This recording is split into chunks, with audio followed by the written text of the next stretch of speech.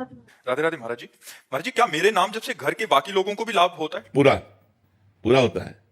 परिवार के सब जनों का मंगल शुरू हो जाता है। अगर एक भजन करने वाला हो तो पूरे परिवार का मंगल हो जाता है। पूरे परिवार का मंगल हो जाता है। यहां तक कि 21 पीढ़ियां उतर जाती हैं, शास्त्रों में वर्णन आया है।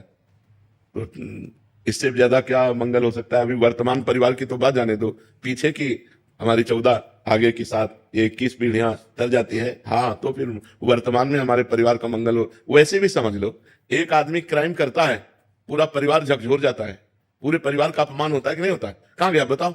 वो आदमी कहां गया? तुम उसके चाचा लगते हो, तुम्हें तो पता होगा ना, तुम उसके जीजा लगते हो, तुम उसके अब मतलब हर संबंधी हर जगह वहां पुलिस जाएगी और वहां जाकर के जांच करेगी, परेशानी पैदा करेगी। एक आदमी ने क्राइम किया, पूरा परिवार दुखी होता है, पूरा मोहल्ला दुखी होता है, पूरे रिश्ते नातेदार दुखी होते हैं। ऐसे ही अगर अगर हम सही चलते हैं तो हमारे गांव वाले भी सुखी होते हैं। तो अगर हम एक धर्म से चले तो हमारा गांव सुखी, हमारा मोहल्ला सुखी, हमारा परिवार सुखी, उसके ऊपर प्रभाव पड़ता है। और एक आदमी अगर गलत चले तो पूरा गांव दुखी हो जाता है, पूरा मोहल्ला दुखी हो जाता है, पूरा परिवार दुखी हो जाता है, रिश्ते नातेदार दुखी हो जाते हैं। ऐसे हमारे भजन का प्रभाव पूरे परिवार पर पड़ता है जी। अमन शर्मा जी।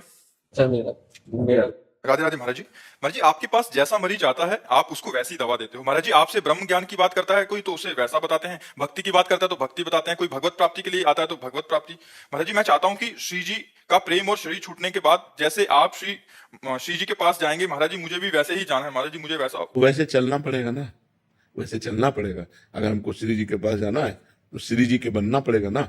श्री जी के पहले किसी संत महापुरुष की शरण में हो, उनसे दीक्षा लो, उनके अनुसार साधना करो। भले गृहस्थ में रहो लेकिन साधना करनी पड़ेगी। अब ऐसे तो नहीं कि हम आर्मी में जाना चाहते हैं लेकिन ना हम दौड़ लगा रहे हैं, ना हम व्यायाम कर रहे हैं, ना हम कुछ कर। तो ऐसे आदमी कायर आदमी थोड़ी आर्मी में जाएगा। उसको तो वो करना पड़ेगा ना, उतनी दौड़, उतनी लंबाई, उतनी चौड़ाई, वो सब निशानेबाजी सब करना पड़ेगा। ऐसे जब श्री जी के पास जाते हैं तो इंद्रियों को अपने अधीन करना, मन को अधीन करना, गंदे आचरण न करना, ब्रह्मचर्य से रहना, पवित्र आहार पाना, हर समय नाम जप करना, दूसरे से मृदु व्यवहार करना, ये लक्षण है। धीरे धीरे हम श्री जी की तरफ बढ़ जाएंगे। सुमित गुप्ता जी पलवल से। राधे राधे महाराज जी। महाराज जी, आपके चरणों में कोटि कोटि प्रणाम। महाराज जी, जब हम कोई साधना करने का संकल्प लेते हैं और निभा नहीं पाते तो क्या भगवान नाराज होते हैं? नहीं, भगवान बहुत करुणा में है, कभी ऐसा नहीं। असफलता को हम सफलता में बदलने के लिए ही मानव जीवन प्राप्त किए हैं। यदि हम असफल होने पर निराश हो जाएंगे तो हम हार गए, फिर ठीक नहीं है।